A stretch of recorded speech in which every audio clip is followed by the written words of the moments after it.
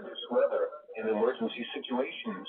The alert tones which were just broadcast will automatically activate special receivers to alert you of impending hazards.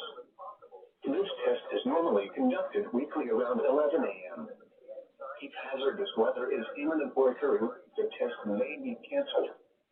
To provide the most consistent warning service possible, the alert tones will only be activated for the following counties in the KDO89 listening area: in Missouri, St. Louis, Franklin, Jefferson, Lincoln, St. Charles, Warren, and the city of St. Louis.